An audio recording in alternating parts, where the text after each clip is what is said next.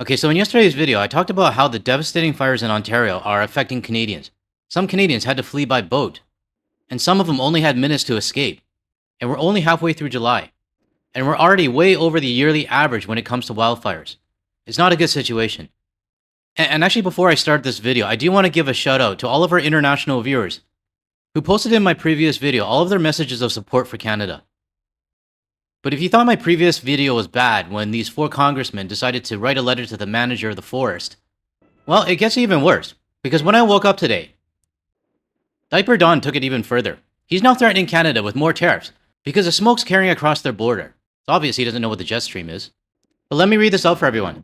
We are holding Canada responsible for the fact that they are not properly maintaining their forests and brush therein, and the United States is being unnecessarily invaded by filthy, polluted, and unhealthy air, and the quality of which is dangerous and totally unacceptable. By the way, it's thundering here, so if you hear something in the background, that's thunder. I will call the Prime Minister during the day. Oh, he called him Prime Minister. To find out what they are going to do about it. I think we're just going to rake it. I mean, that's the only acceptable thing, right? We'll just rake the 916 million acres or whatever it is. The cost is incalculable. Canada has refused to engage in basic forest management and debris removal, knowing that such a refusal will lead to exactly this result. Maybe some of the U.S. global warming stuff might have something to do with it as well. Just saying. This is willful negligence and becoming a yearly occurrence, costing the United States $1 billion, which cost of this pollution must of necessity be added to the tariffs Canada is currently paying. Thank you for your attention to this matter. President Diaper Don. Well, what do we say to this? I'm not going to repeat what Canada is going through. My last video really covered that. If you haven't seen my last video, I'm going to leave a link to it in the pinned comment below. But not only do we have the congressmen and then even their citizens commenting on social media that Canada needs to get its act. Holy shit, that was close. I was going to do a walk and talk video today, but absolutely not right now. Maybe tomorrow. Anyways, like I said, we got US congressmen and now the Taco Tuesday guy basically saying that Canada needs to get their act together. And like I said in the last video, this should be a time when like friends come together. And just a couple days ago, a Canadian from British Columbia, a helicopter pilot, was killed while trying to help out with the wildfires in the United States. I think somewhere in Colorado. But we still help out with our neighbors, even though I don't think we should. But we still do it. And yet, in return, we get the threats of tariffs because the smoke is blowing in their country. And it's not often that I agree with Doug Ford, but I'm going to show you this clip. Okay, I'm pretty positive you guys can hear the thunder in the background. At least I know that, like, when I hear loud bangs, it's not going to be gunshots. Yeah, I went there. All right, let's start with this video with Doug Ford. We've seen some U.S. lawmakers the last 24 hours complain about the fire or the smoke from our fires and threaten Canada in a way. Have you had any dialogue with any of the people in the U.S. you have relationships with, trying to set them straight and finding ways that they might be able to help? Well, 2 governors I talked to, Governor Healy from Massachusetts called up to see what they can help out on, what they can send. I asked for water bombers. I don't think they have the water bombers available. I asked for firefighters, anything that they can send. Had a really good couple conversations with Governor Walz. As you remember, he came to Toronto. He's a good governor. Now, I don't know the details of what he's asking for or if any of the governors or state people have actually said yes, they'll help out. But my guess is that there's probably not going to be a lot of help from the United States. He called me up and said there's some YMCA campers stuck in the middle of a lake. Those 2 groups got separated, and with the great work of the OPP and the Canadian Armed Forces, we were able to rescue one. The other one was on a sandbar. We rescued them a couple hours later. He is so grateful. And I know the people of Minnesota are battling wildfires as well. As for other elected officials in the U.S., I have to remind the American people, when there was wildfires in California, we had our water bombers on standby. The only reason we couldn't send them because they didn't have the water to get the water bombers filled up. When the hurricanes happened, I think it was last year, down in Georgia, North Carolina, we sent our linemen down there to reconnect. We sent resources, we sent everything. So, a good neighbor, and I truly believe the Americans are good neighbors. If there's some politicians out there chirping away, Well, maybe what you should do rather than complain is send support, send help, because we have done the exact same thing for our American friends, and that's what you're supposed to do. So those are my comments. And what Doug Forrest said, I mean, I don't agree with him very much, but that's what friends are supposed to do. We had our resources on standby, ready to go, when we saw things happening in the United States. Do you think the United States has anything on standby right now for us? Judging from their government officials, I don't think so. And I said in my last video that I think this incident with the forest fires, it was my last breaking point. Many of you agreed with me, and some of you actually didn't. And some of you are still on that stance saying that no matter what, no matter how we get treated, we should still help. And I respect your decision if that's what you're going to go with moving forward. But for me, it's a little bit different. And it might be because my inbox is like the center point for all the haters to say, you know what? Your country doesn't deserve to exist. Your fire is ruining my summers. Your forest fires are out of control. Do something about it. For me, I wouldn't continue a friendship if it was only a one-way thing. And the constant gaslighting is always happening. But I also feel that Canada shouldn't continue bailing out the United States if this is how we're going to be treated. In my opinion, me saying no to the United States moving forward, that doesn't make me a bad person. It just means I don't want Canada being taken advantage of while being treated like shit. Because this headline right here, Taco Tuesday says he's holding Canada responsible for wildfire smoke and threatening higher tariffs. This right here speaks to the friendship that we have right now. Canada is going through a wildfire crisis, and the United States, they're sending us a bill. And this is from the CNN article. More than 100 million people in 18 states and the District of Columbia are under air quality alerts, very unhealthy and hazardous air quality stretches from northeast Minnesota to southeast Virginia. Well, sorry for the smoke, and unfortunately, the jet stream going that way, but we have to take care of our own citizens first. I will call the Prime Minister during the day to find out what they are going to do about it. Taco Tuesday continue. Yeah, this doesn't sound like a government that has resources on standby for Canada. Kind of like what we did for them. But I want to show what Prime Minister Mark Carney said, and just an FYI, this clip is translated, and it's not a very good translation by CTV. The letter claimed that Canada's provincial leaders have offered excuses instead of results and claimed that Michigan Republicans are, quote, done accepting apologies in place of action, and American lungs are paying the price for Canadian inaction. Carney responded to the letter today saying climate change is everyone's responsibility. I'll give one example. Now we're focusing on investing in clean energy. In the U.S., there's prohibitions now against clean energy. For example, wind energy is one example. Secondly, Canada is maintaining our efforts at the world's scale, and the U.S. are reducing their efforts globally. So, yes, climate change is the responsibility of everyone. Now, I honestly can't tell if that was an AI translation or the translator was just stuttering or drunk. I don't know. But the main message out of this is that climate change is the responsibility of everyone. Holy crap, it's still thundering. But we know the U.S. has made major cuts when it comes to climate change. And I'm not pushing the entire blame on the United States. I'm just saying that every country, including Canada, needs to realize that this is contributing to the wildfires that are happening around the world. But we need to realize that we're now in that stage with our neighbors, where things like wildfires and bridges, like things we would not think about before, and things that should have brought our countries closer together, are now becoming topics of animosity and blame. I mean, what are they going to blame us for next? I mean, are they going to blame us for having superior beer to them? And then are they going to write a bill saying that we need to lower our alcohol percentage or make our beer taste like water as well? That way they have a level playing field. They love saying level playing field. Or maybe they're going to blame us for their explosive diarrhea lettuce somehow. But when I see the headlines these days, things are so outrageous that I have to actually do a double take and make sure it's not from The Onion or the Beaverton, which are satire websites.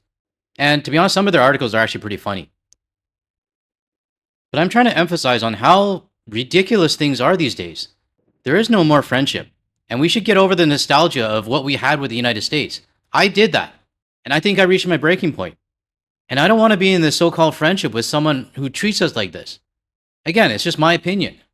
Now, I'm going to do a little bit more of a vent later, but I do want to show something from Pete Hoekstra. I know in my last video, I almost felt like puking when I said thank you, Pete Hoekstra. And for some reason, some people in the comments thought that I forgave him. Come on. You think I'm actually going to forgive this piece of shit for him saying one slight thing that might actually be right? I give credit where it's due, even if it is to Pete Hoekstra. But this interview here, yeah, he kind of like doubled down on being a dick again. There's quite a contrast between what I think was a very nice statement that you put out and what the president's put out here. Just a couple of things from what you've said. I commend the outstanding cooperation between the United States and Canada as we confront these fires together. This is a shared challenge and demands a shared response. How do we square the circle from I would say, a very positive and collegial message from you versus the president saying this is willful negligence and becoming a yearly occurrence and costing the United States billions of dollars? You don't seem to be on the same page with the president on this. Oh, I'm absolutely. I work for the president. We're on exactly the same page. I talk about the process in terms of what we have in place. Historically, we have shared our capabilities across the border. Canadian resources going south, our resources going north. We've done all of those types of things. Well, not anymore. We might send resources south. I mean, we did, and one of our firefighters got killed. But I'm going to guess if you're going to send them north, you're also going to send us a bill as well. What the president is seeing and is assessing that this is something that could have been addressed and needs to be addressed. And so let's get this done, because I'm getting calls, I just today, from Virginia, around through the Midwest, through Michigan. My daughter, like I said, lives in Minnesota. This is a really huge problem, and in some ways, it's maybe not as large as what we've had in the past, but it happened very, very quickly, and it's having a major impact. In Michigan, businesses are closing because they don't feel it's safe for their workers to go into work. Bees are not pollinating, so in some ways, bees. I mean, I didn't know that, but what do you do to? But does the bees not pollinating and tariffs? I mean, these don't seem to be proportional responses, though, Ambassador. Directly affecting the American economy. Okay. All right, I'm going to stop here. I can't stand this guy. I mean, even though I kind of thanked him last video, I still can't stand this piece of shit. But what I do want to show is that it's still all about them. Their economy, their bees, their people, his daughter. What about those people in Canada? What about those ones that are fleeing the fire by boat? What about the calls for help that seem to be getting nowhere? And I think this is the point where Canadians are really starting to put their foot down. I've told my car accident story in the past. I was in an accident and I needed someone to pick me up from the hospital. My friend who picked me up, he didn't ask. He just said when and where, and I'll be there as soon as I can. But my other friend that I called first, who I actually thought I was closer to, had to think about it and called me a half an hour later, only to tell me that, yeah, I'll pick you up, but are you going to pay for my gas? Because it was a little too far out of the way for him. I don't speak to that friend anymore, by the way. And that's how I see the United States right now. And I don't think I'm the only one either. Because many of you left some very good comments on my last video. I'm going to read some of them out. This one is from Sono Manser. If the USA wasn't polluting more than any other country on the planet, maybe the Canadian wildfires wouldn't be such a thing in the first place. This next one is from Darlene Richter, 1013. As a Canadian, I'm so sick and tired of the Americans, the people, the Congress, all of them. Honestly, I don't see myself ever crossing the border ever again. Yet the remarks on the 51st state just makes me hate them even more. This wildfire situation is just proof they don't care about anyone but themselves. This next one here is from Blitzzore, 1807. Dang, how often have Canadian firefighters come south to help put out fires in the US? Countless times. And as a thank you, this kind of reaction comes from these self-entitled US pricks. They can F off, and Canada should never ever help the US again. And this last comment here before I go on my rant. This one's from Jay Bounty. Who needs friends when we have the US who are clearly enemies and absolutely clueless about how vast our forests are and how remote? Nor do they comprehend what happens when you have an extreme heat, high winds, lightning, etc., and how fast fires start and spread, and they're not easily extinguished or even accessible. Looks like the co-host came out. She was hiding because of the thunder earlier, but I guess she's back.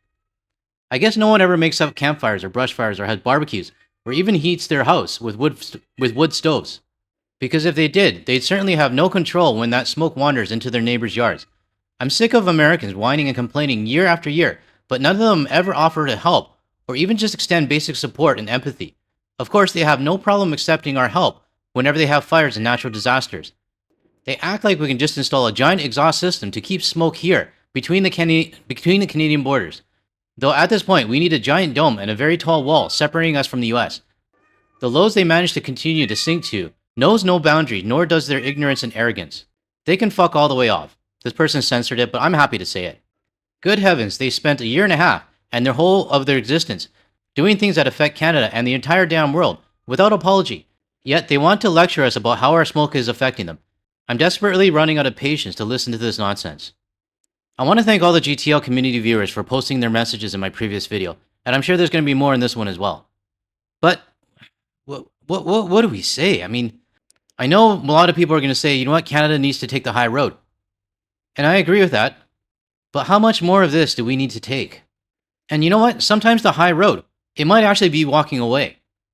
Because for me, and this is just me speaking, all of this rhetoric and tariffing us and, letters to the forest manager, they are all coming from the Republican side.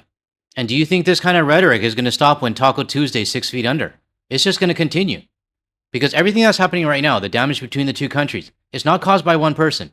It's caused by the 77 million that are supporting him, and even some on the left as well. I'm looking at you, Adam fucking Shift. I understand that some people want to take the high road. I do as well.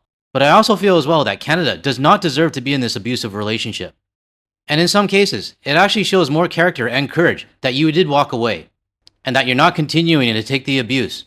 I'm sure some of us know people, or you may have been in an abusive relationship yourself. And people around you, those close to you, they were probably so happy for you that you cut the ties. And cutting the ties doesn't change the person you are. It just shows that you stepped up and you're not going to take it anymore. I'm not even sure if this rant made any sense, but all I'm saying is that what Jay Bounty said, I'm also desperately running out of patience. So let me know in the comments below what you think on this. Have you run out of patience as well? Or do you think Canada needs to take a stand and get out of this abusive relationship? Let me know your thoughts below. To close off this video, I would like to thank Garth MCK from our Discord server for posting this photo near Klemtu, British Columbia. I know it's from my home province, but I still had to look it up to see where it is. And it looks like it's just below the Great Bear Rainforest. So I want to thank you, Garth, for sharing this with the community.